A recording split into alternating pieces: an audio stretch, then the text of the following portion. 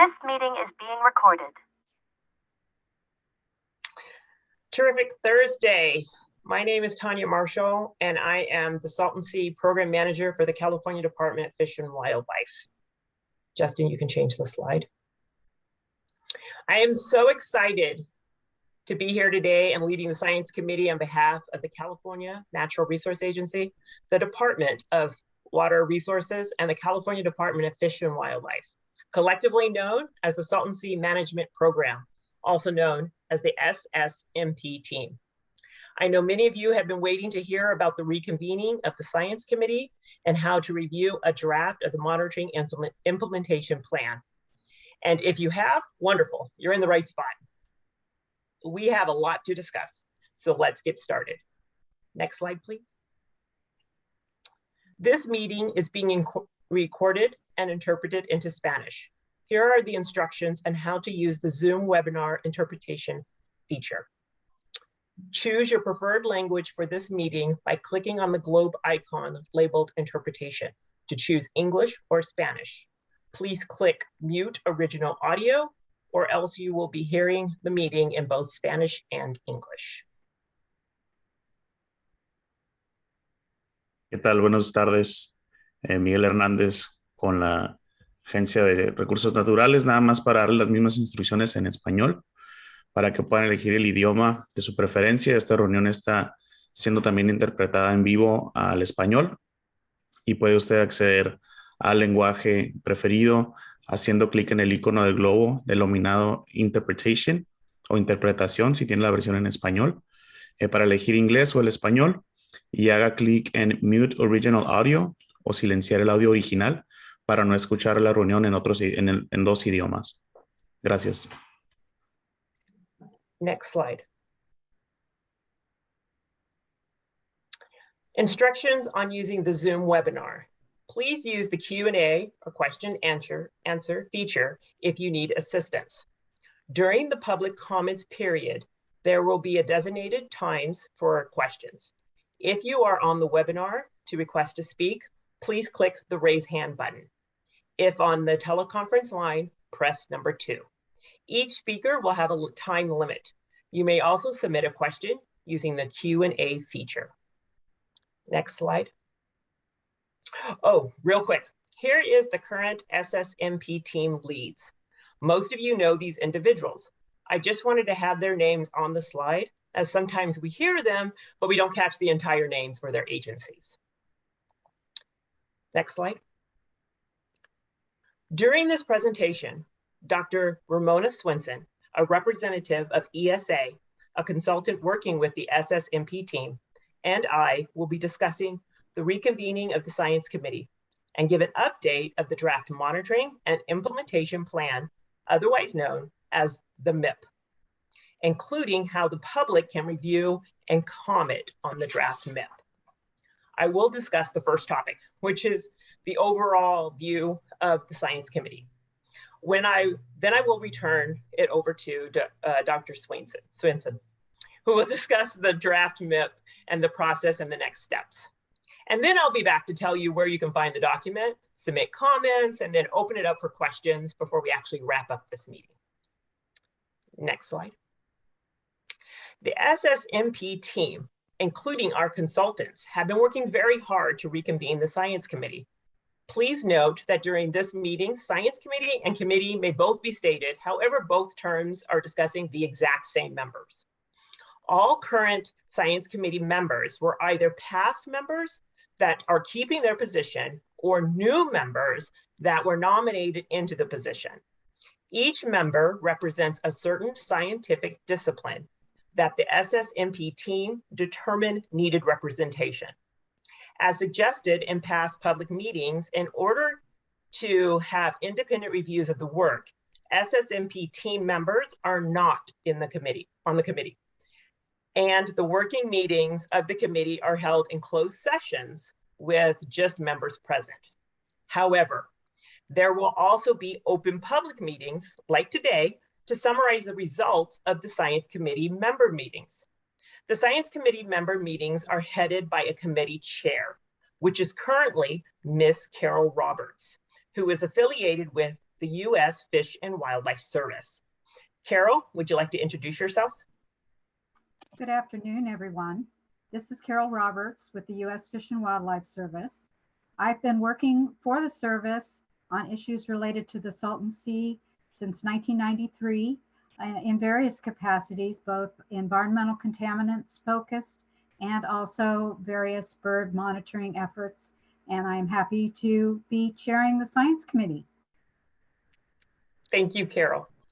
The Science Committee is given a charge or an assignment at each meeting. At the first Science Committee meeting for the members that will be occurring today, right after this one, the members will be charged with reviewing the draft MIP and approving the charter. As the year proceeds, the committee may be charged with other tasks. Next slide. Here's a list of current members. Please remember that members are volunteers and are performing an independent review. Thus, we recommend that you do not contact committee members about what has occurred within the closed Science Committee meetings.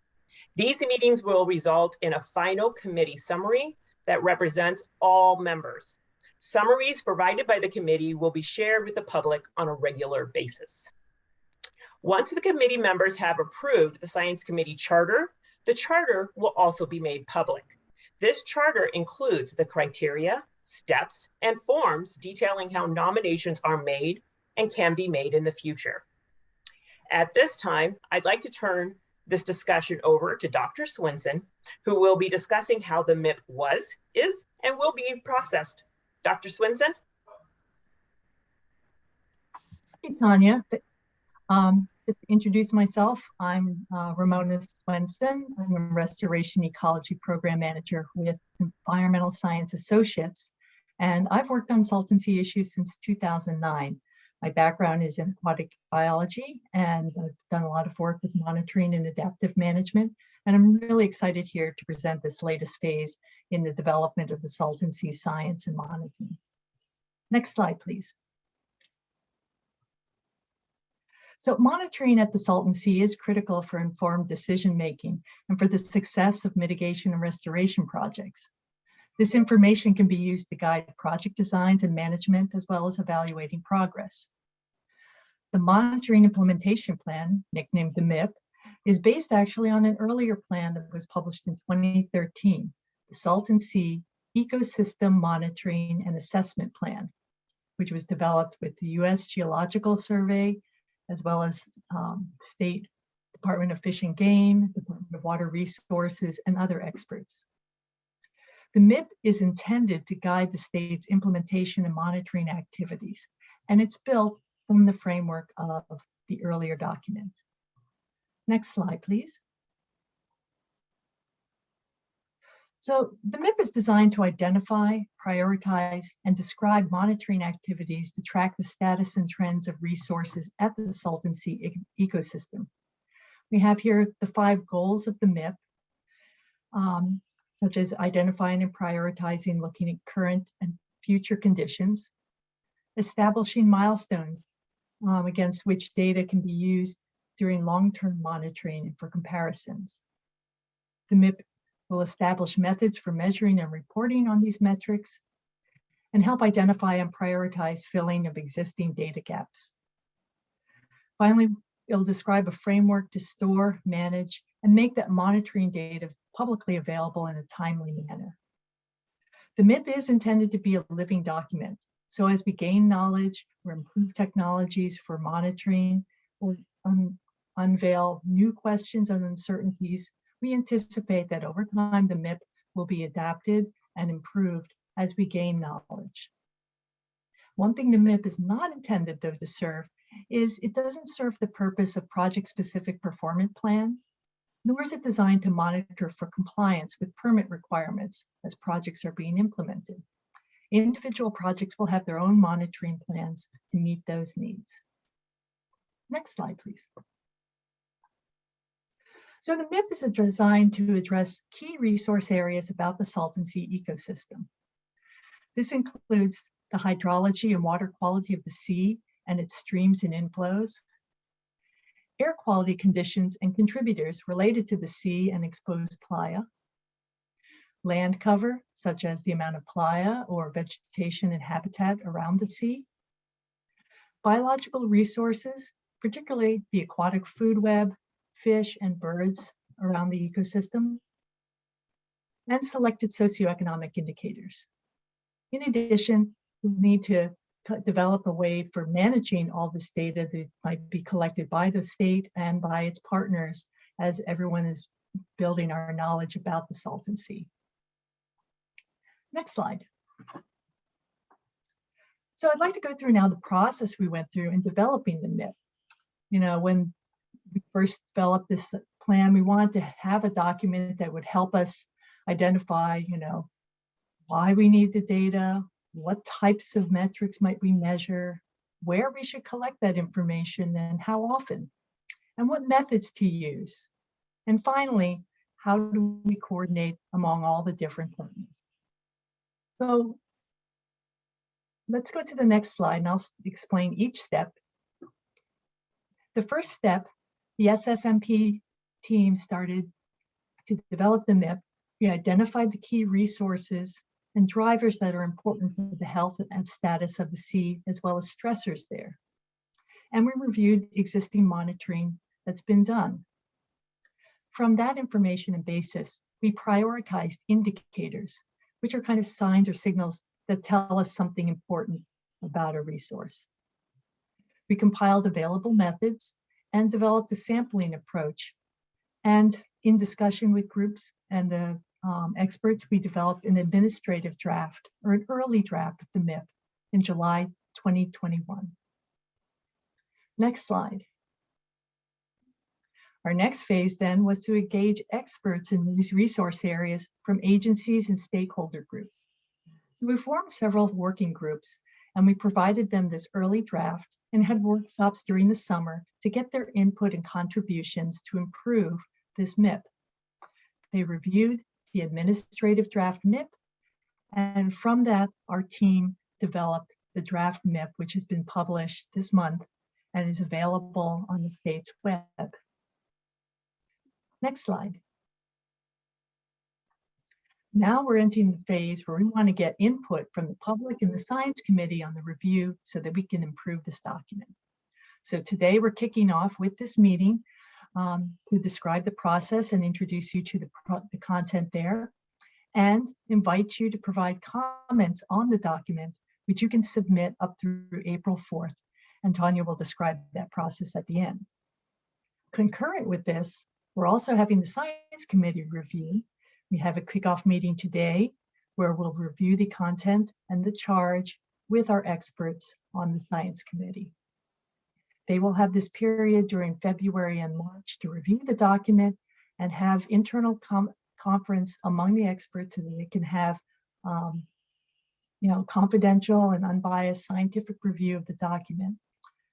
The consolidated comments will be provided to Carol Roberts as the chair, and she'll prepare through the summary of that and provide the overarching recommendations from the committee back to the Ssmp in April. Next slide. Once we get all this juicy input from the public and the science committee, we will bring this back to our working groups. We'd like them to review the feedback we've gotten on the MIP, and we'll do that during April. And we'll work with them to clarify any comments or questions that might go back and forth to the science committee so we understand what their intent was. And then we'll develop some recommendations on how to improve the MIP and prepare the final. So the MIP team will get the collective input and guidance from all of these resources, and from there draft the final MIP. If there's some very major changes and necessary, we may develop a second draft to share. But at this time, we'll also reach back out to the public and describe kind of what's been the collective input that we've received and heard from the science committee and from you, and our steps for taking that to the final development of the MIP. Next slide.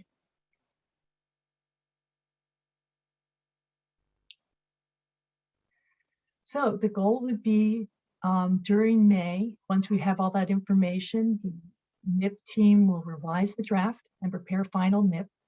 We'll need to have that reviewed by the state, make sure everything's all good and clean on that. And the goal is to try to release the MIP publicly in late May or June.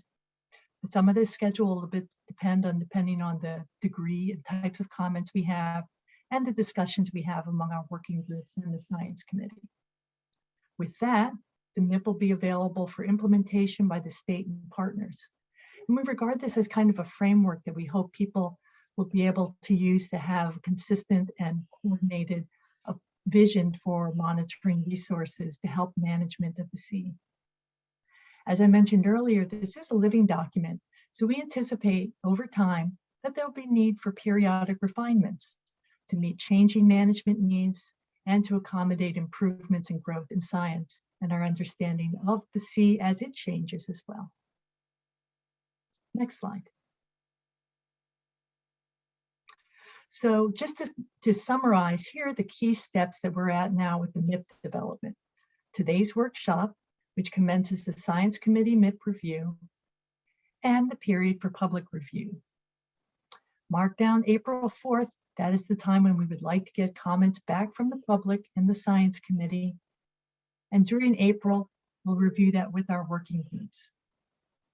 The MIP team will then take that input and develop the final MIP during May, and then anticipate to release that in late May or June. Next slide. So let me turn it back to Tanya and she'll describe how we can get your input. Thank you, Dr. Swenson. I would like to take this time to discuss how you can personally have this voice in the development of the MIP. The draft MIP is located at the Salton Sea Management website at the address shown on the screen. For those of you on the phone, I apologize. This is a long link that cannot be verbally be transcribed effectively. However, realize that this meeting is being recorded and the recording will be made available to you. Also, the MIP was attached to the last invitation for this meeting. Thus, you can see the link later at a later date or request the link for this email address at an email address that I will be giving you in just a few moments. So if you're on the phone, get your pens ready. The MIP will be available for review until 5 p.m. on April 4th, which is 45 days from today. At that time, it will be taken down. To comment on the MIP or to request the address to get the MIP, please send typed comments or questions to the email on the screen, which is for those of you on the phone, cnra-saltonc@resources.ca.gov. I'm going to spell that out for those on the phone. This is all lowercase. CNRA-SEA@resources.ca.gov. Before we go to public comments, I'd like to also note that this version of the draft MIP has not been translated into Spanish. And it is a very large document. So please keep the size of the document in mind if you decide to print it. Next slide. We will now open the meeting up to questions. Please keep your questions to 3 minutes or less and to the topics at hand, which are the MIP and the Science Committee. If you have questions or comments not related to these topics, the Ssmp team would still like to hear them. So please send those comments to the email address that I just gave you on the prior slide. To make a comment or to ask a question on the webinar, click the raise hand button to request to speak. You may also submit a question using the Q&A feature. On the teleconference line, press number 2. Each speaker will have a limit of 3 minutes. So at this time, I'd like to open it.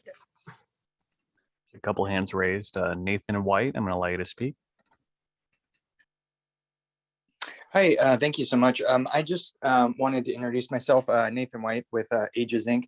The one main topic or question that I'd like to ask is, we've talked with the CNRA a few times, and a suggestion or a scientific kind of datum that we were requesting to be included in some of these studies is regional climate modeling. And that kind of takes into account, precipitation, but also evaporation and some of the effects that has on the larger region, as well as the Colorado River Basin. And the reason I'm bringing that up is that kind of in the scientific purview? Is that something that might be considered or expanded upon through one or more groups to take into consideration all of the water changes in the region? That's a good question, Nathan. I do not know specifically if that topic is in the scientific realm of things within the MIP. However, I do know that that has been discussed and will be discussed within the science committee and different parts as we develop the MIP. We'll be looking into whether a regional approach and exactly how we need to do that for monitoring. Thank you very much. Dr. Swinson, do you have anything to add to that? No, I think at this point we're kind of taking input for ideas of things to be included. It does sometimes, it can be challenging where to draw the line of what to encompass in this plan to be monitored directly, and which things to keep your eyes on the horizon and factor in, such as that, as you said, sort of like Colorado Basin hydrology there. But thank you for bringing that up, and I think they'll be important as we move forward. Yeah, the only reason I mention it is because, the new report's about a 1,200-year drought. If the Salton Sea were full, it could keep things at bay, or if it starts to drain, it might have even more drastic effect on the region. So that's why I was bringing that up. No, thank you for your input. Art Gertz, I'm going to allow you to speak now.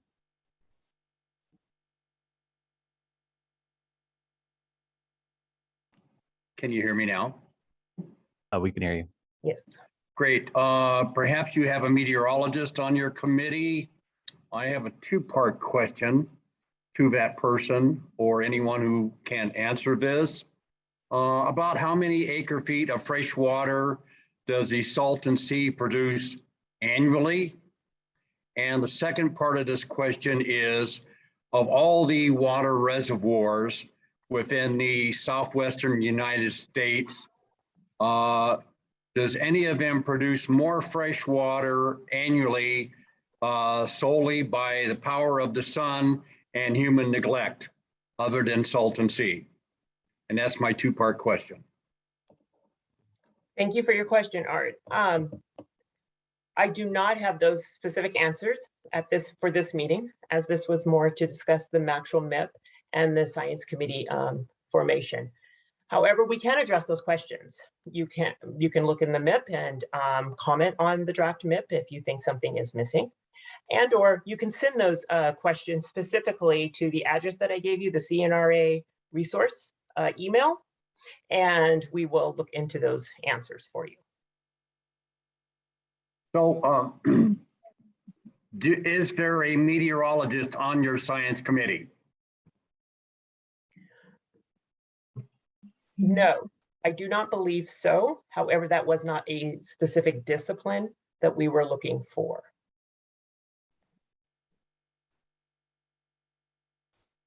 Dr. Ramona, do you have anything to add to that? Yeah, we do have folks who have hydrologic expertise, and in some of the air quality experts that we've drawn information from, awareness of meteorological issues related to air quality. You're asking some very good and big questions here, and the MIP is going to be more of a roadmap for what where do we put our lens of attention and measure, as opposed to providing, the answers of this is the yield or precipitation in this area. So I think as we hear, what are the key questions that are needed by managers, we then will consider, okay, therefore we need to ensure that there may be some monitoring to address that, or look for a data source that may exist for that. But thank you for noting that. I feel like I'm back in my graduate school exams where someone poses a really thorny question. So that was a good one. Yes. Chuck Parker, I'm going to allow you to speak now.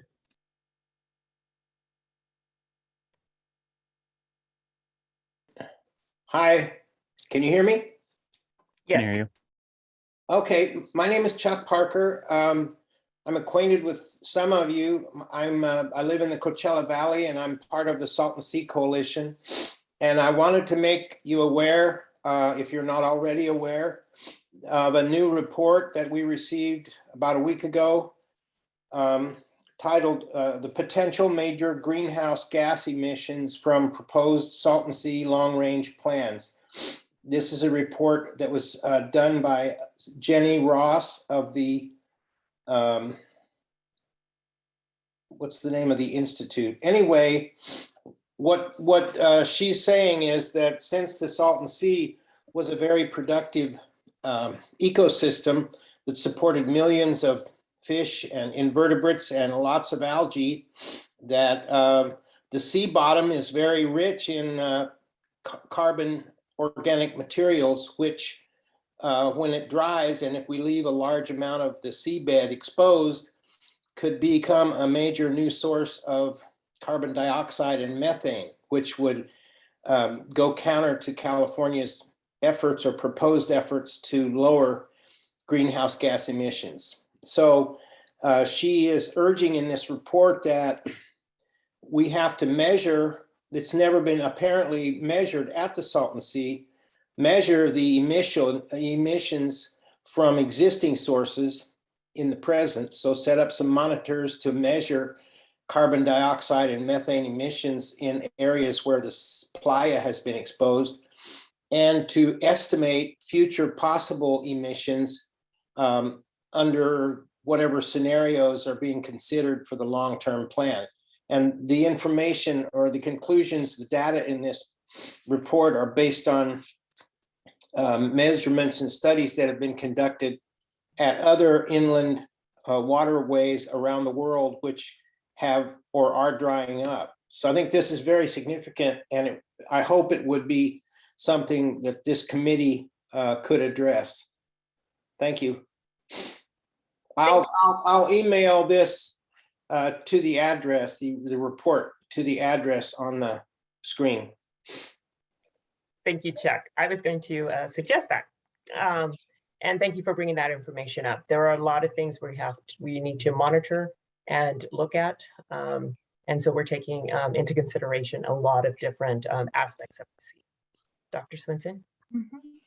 Yes, no, thank you. And I think you highlight an issue. We want to make sure the monitoring is focused at these sort of key questions for management so that we can inform management responses.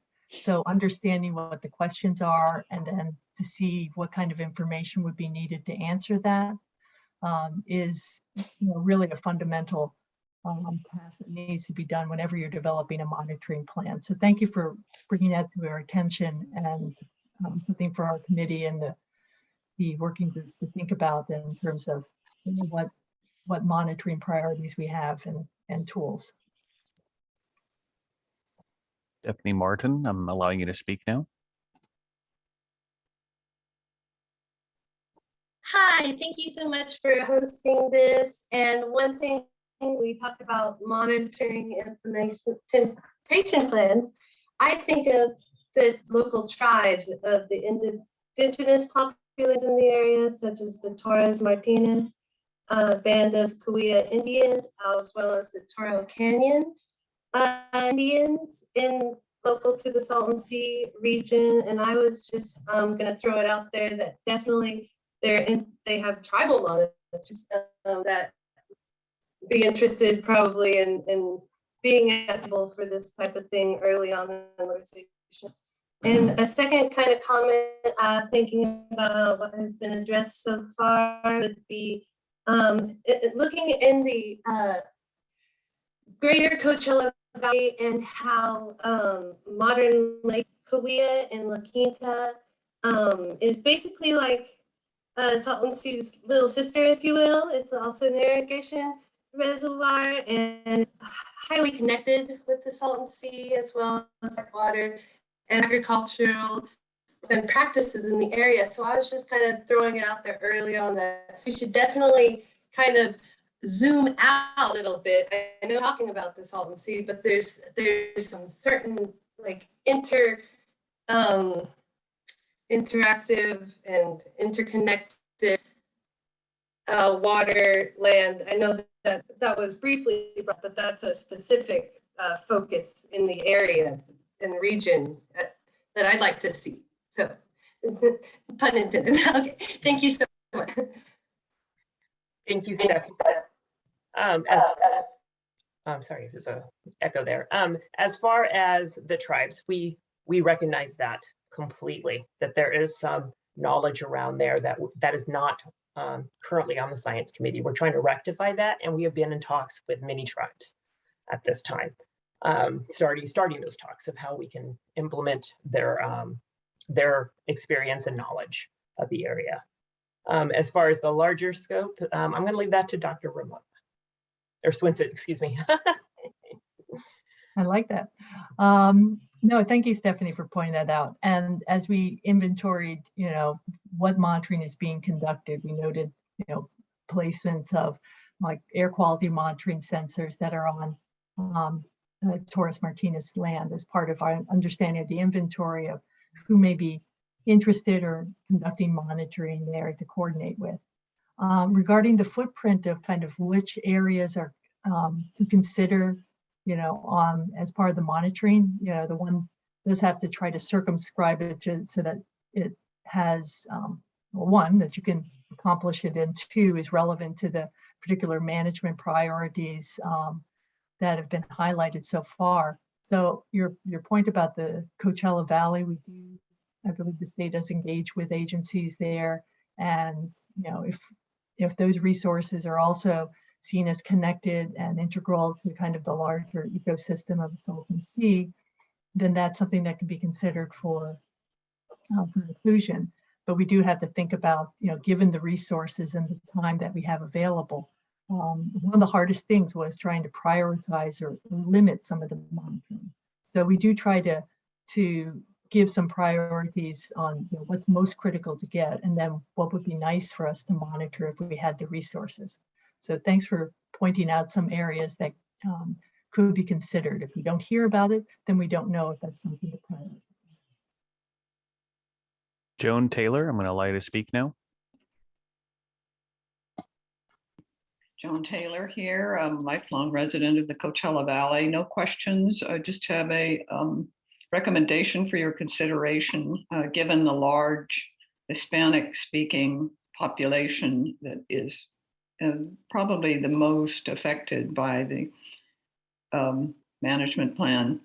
I would strongly recommend that it be translated into Spanish and available for full 45-day comments. It's a small expense in the scheme of things. Thank you. Thank you, Joan. This current version of the draft being translated, it's a very highly technical draft.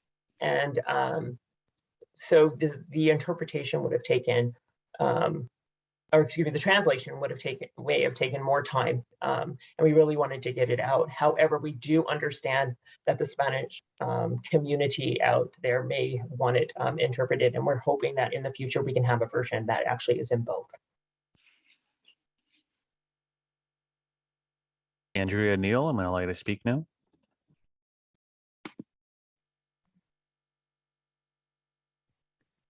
Hi, everyone. Thank you so much for putting this together. I just wanted to kind of ask, and I'm sure this is in here, but looking at some short and long-term impact assessments and monitoring of both current and future proposed activities like mining of lithium, mining of salt, looking at saltwater farming activities, and then also looking at a combination of both voluntary and mandated assessments and key data points that can be provided to the state. Dr. Swinson, I will. Thank you, Andrea. And you point out in a way a function that the MIP can serve here. the focus is a little bit on sort of like what's the condition of resources at the sea. And as projects come up, such as lithium or dust suppression, by understanding the current conditions and status, and essentially, are they in good shape or not, that provides a basis for us to then be able to say, all right, will new projects have an impact or be able to enhance those relative conditions? So, however, the MIP isn't set up to specifically do that impact analysis for those specific projects. So if that makes some sense there, but it would be able to say, for example, wow, that region there is very important for shorebirds. And as supply is exposed, we're seeing some vegetation develop that may get some marsh birds. And that all should be factored in to any new projects that are proposed for that area. Yeah. So that's kind of the distinction I would draw between the two. Yeah, I mean, as a scientist myself, I'm really interested in the data and the modeling that can come from that data. I'm also a business owner, so I see the for-profit aspects of it as well. Mm-hmm. But I think having a set of voluntary data points that would be of interest to the state and scientists that are monitoring the ecology of the region could become very important in long-term monitoring and study of impact of those projects and those for-profit entities. Okay, I think I'm starting to get, so you say voluntary data points as in voluntary proposing additional places to monitor using similar methods. Correct, like and okay. And providing that in a way where businesses and organizations can provide a centralized database for that data to be utilized by the state and other scientists who are interested in modeling the impact in the region. Got it. No, you're right. And trying to make this information available, whether it's information that's collected directly by the state or providing access to information that's collected by other partners will be key. And that is one element that the state's looking at.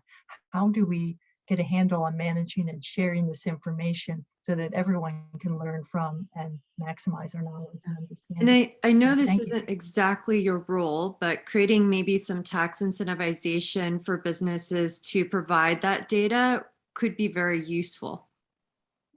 So I punt that over to Tanya and thinking about how sort of regional partnerships can be made. So. We're always looking, Andrea, to improve our relationships with partners and take in any suggestions and ideas. And although that may not be our role, it may be something that our partners can look into. Okay. If you would like, you can submit that question to the website also. Great, thank you very much. You're welcome. Barry, I'm going to allow you to speak now. That was very timely. I want to follow up on Andrea Neal's comment. I'm a professor of landscape architecture at Cal Poly Pomona, and I just wanted to request that there is a public open source data repository for the for the data and the information that is both collected and analyzed by the committee, and to ensure that the resource community or research community and my students and other organizations are able to conduct our own analysis in parallel to what the science committee is doing. And because data is really powerful and we need everybody to be able to sort of understand what's going on. So thank you. Thank you, Barry. Before I turn it over to Dr. Swenson to address all of that, I would like to state that, of course, the data from all of us is very important. It's very much a collaborative effort, the science committee, and getting all of this information that we will need for the Salton Sea and future projects and items. So we are looking into that, Barry, of exactly how to set that up. And I'm going to turn it over to Dr. Swenson, who can maybe just explain it a little bit more. The data is out there. It's at multiple places right now. And so it's a pain to have to go around and try to scrape it all up. I agree. I tried to do that too. So we were thinking of ways we could put it together. Thank you. Yes. And just to clarify in a way that the science committee is going to give us advice on how do we set up this or the monitoring plan and the framework and advice on things, but they are not in this way actually doing data analysis. So I just wanted to make distinct, kind of their roles. Should they find stuff that they're really excited about, they and you and anyone is free to, take a look and answer the questions that they may find curious. Tom, I'm going to allow you to speak now.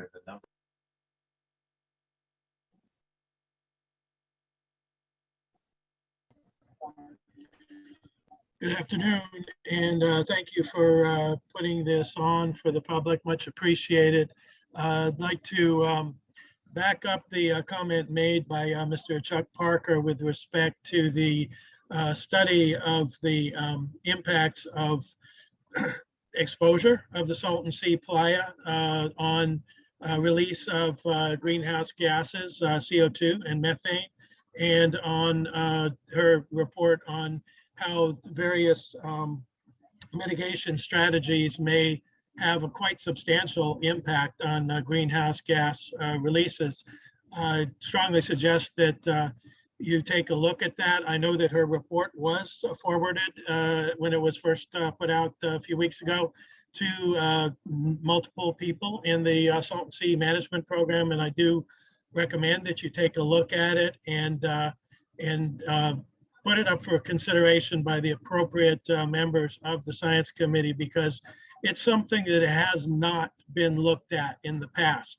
Then I have two questions. Question one, I will be in my work under Bureau of Reclamation grant funding, be taking samples of Salton Sea water as I do work on using it as a water source for various treatment methods, and we'll be doing some basic analysis like TDS, TSS, pH, and major ion analysis, and by using standard methods. And is there a way, or is there an interest in uploading some of that data to make it available for Science Committee and other people to work with?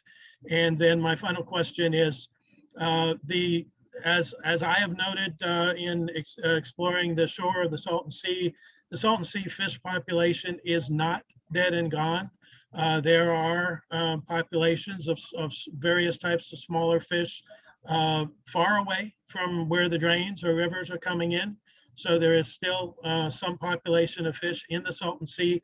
Is there a plan to work with state and federal Fish and Wildlife to have an ongoing monitoring program for fish population in the Salton Sea? We know that it's dramatically reduced from what it was just a few years ago, but it's not dead and gone. And I'd like to know if that's going to be continuously monitored. And I do look forward to reviewing your MIP document. Thank you very much. Thank you, Tom. Dr. Swenson, would you like to go first? Yeah. So with your earlier question about collecting and sharing information that others may have collected, I think that's great. One thing we would want to do is just, as you noted, having standardized methods and understanding the QC and getting the metadata, like where things were collected. I think in this data sharing repository, we would have some standards there so that anyone who is providing information, future people who want to look at it will understand, how it was collected. And so there we can, build on more information, more hands and eyes. Regarding the fish, I'm really glad to hear that, yes, that there's still some out there. And aquatic monitoring is one of the elements that's in the MIP, looking at kind of components of the aquatic food web, both phytoplankton, zooplankton, invertebrates, as well as any fish. So one of the challenges as the sea gets smaller is how do we get boats out there? Getting expertise and advice on that. But we do want to include, putting a lens towards what aquatic life is under the surface of the sea and how is that evolving over time. So thank you for calling it out, Tom. There are two boat ramps currently available at the sea, one at close to the former Obsidian Butte boat ramp, but a little bit to the west of it, and another boat ramp at Desert Shores. These are rough, undeveloped boat ramps, but they are currently in frequent use by duck hunters, and they are definitely accessible for researchers if they're using smaller craft. Something 14 feet or less can easily be launched from either of these existing boat ramps. Good to know. Thank you so much. Thank you, Tom. And we look forward to getting your comments on the MIP. I had a request to move someone up a little sooner. They had a short period of time, so I'm going to allow Luis to speak now. Yeah, thank you so much. I'll try to be brief, but it's the only opportunity I have to say something. I have to go. But I just wanted to for the consideration of the science panel. I agree with Tom. As much as we can have open source. I wanted to share there's a lot of expertise in the region.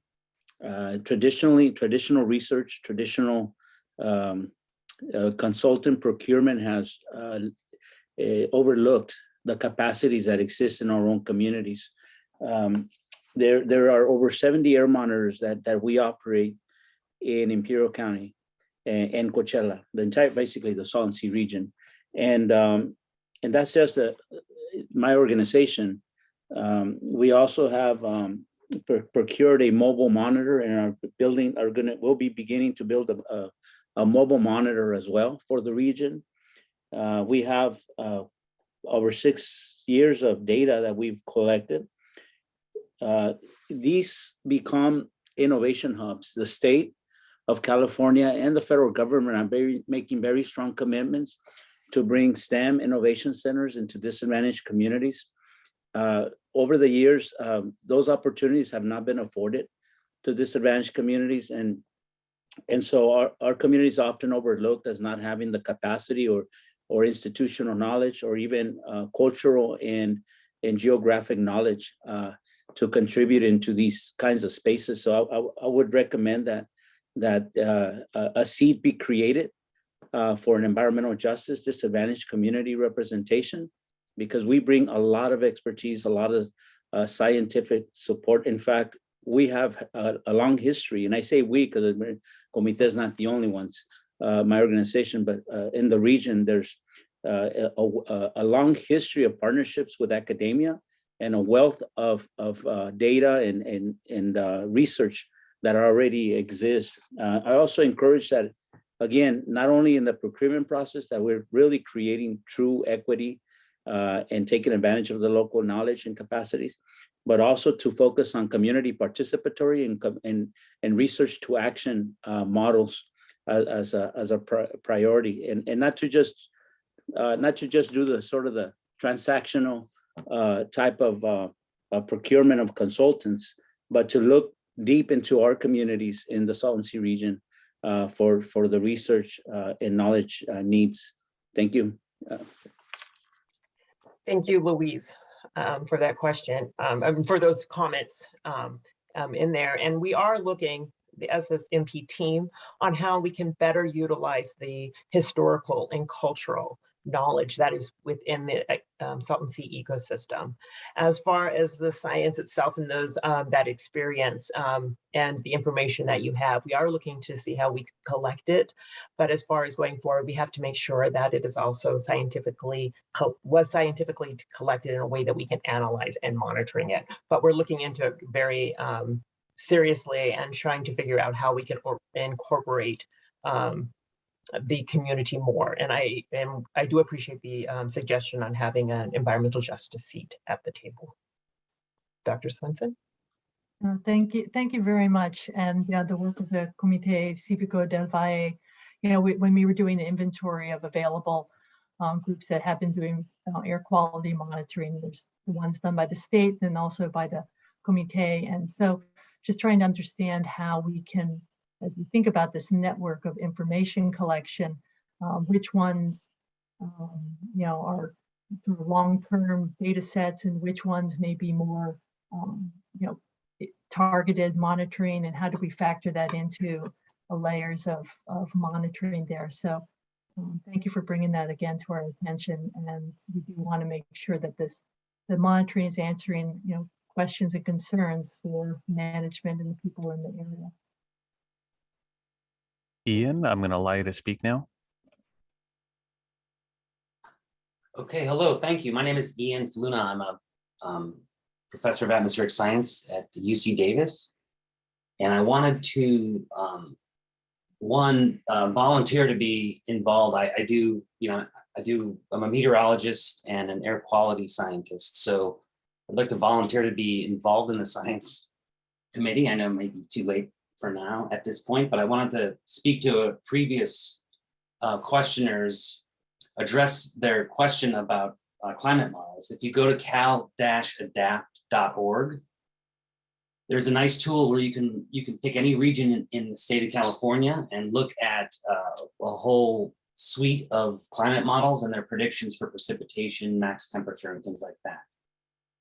And I've been doing, for the past year or so, I've been studying the history the trends and the current air quality issues in the region, in both the Coachella and the Imperial Valleys.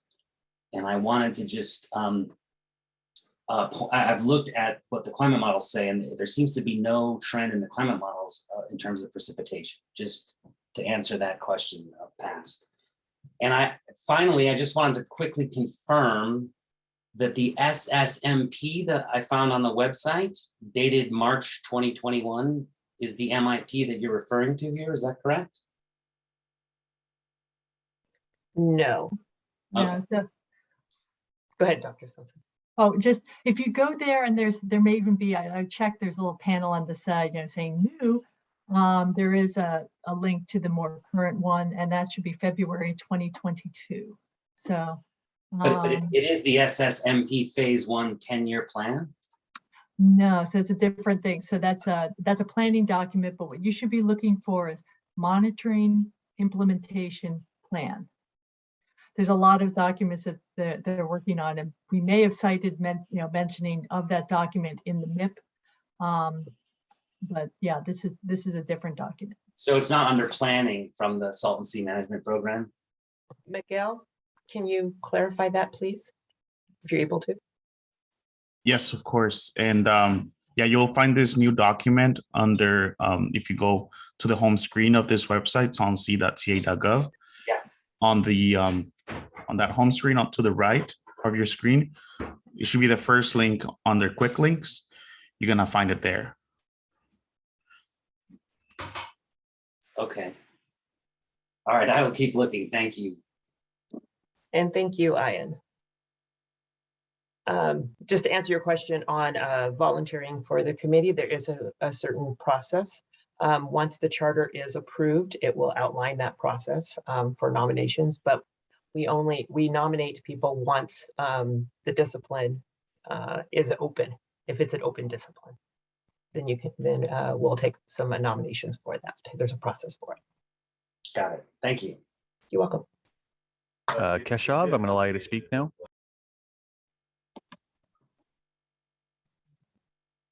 It says you're using an older version of Zoom and it won't allow you to speak for some reason. Maybe you can update your Zoom and we'll come back to you.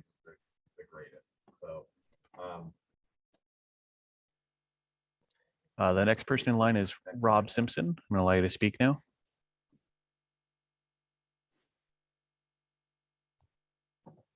Okay. Hi, Rob Simpson, Director of Development for Aegis. Two different sort of branches of questions. We do have enough wells in the Coachella Valley to monitor. And one of the things in talking with some hydrologists who've actually been working in the region, concerned that as we lower the Salton Sea itself, as we lower the Salton Sea itself, we lower the regional water table. So we should monitor and see how this impacts local aquifers like the Coachella Valley aquifer, because it may tend to allow the water to run out. Second, so the question is do we have a well monitoring system in place to collect that data and monitor that? Second, in regards to the regional climate models, in looking and talking with some of the experts in that field, we really need to do a mesoscale model, probably far beyond what's in the existing sort of models, because the trends that would occur due to issues such as reducing evapotranspiration in the region by close to 1 million acre feet a year if we're to achieve the, let's say, total of 750 to 800,000 acre feet per year of water deposited into the Salton Sea, as well as possible other, someone earlier was speaking about Lake Kahia and Lake Maquata being Laguna Salada. The Kukupo want that reflooded. And NASA is saying that, anyways, the regional climate model needs to look at all different possible aspects, because the evaporation from a flooded Laguna Maquata or Laguna Salada is almost 2 million acre feet a year, which is significant enough to change several variables within such models. So yeah, we have a number of different folks that are looking to study all of the hydrology of the region, as well as, you know, water budgets, energy budgets, the whole 9 yards, and very specific models. So I guess my question there is do we have a process for appointing such folks? I would recommend Drs. Oliver Branch and or Dr. David Mitchell of the Desert Research Institute. Is there a process for nominating such or folks capable of conducting a mesoscale regional climate model? I'm done. Thank you, Rob. That is the 3 minutes. Dr. Swenson, would you like to tackle that first? Okay. Yes, as Tanya mentioned, that the charter of the committee does identify a process for nominating people, and if they wish to be considered, they can certainly, provide their information. And it's always good to know people who are available, even if we might have enough representation on that. But as we get comments from the committee and the public, there may be areas that are identified that could be gaps that we need to beef up or look a little more closely at. I can't speak to some of the specifics of the water budget monitoring and the meteorological questions that you identify, but it just highlights a lot of things we do know and that we still don't know out there. So thank you for bringing that to our attention. I look forward to if you can articulate that for us in your feedback, that would be very helpful. At this time, Go ahead. Yes, Justin, how many more hands are there up? No more hands raised. Thank you. Is there anybody in the Q&A? Any questions we should be addressing? Not that I see. Perfect. Thank you.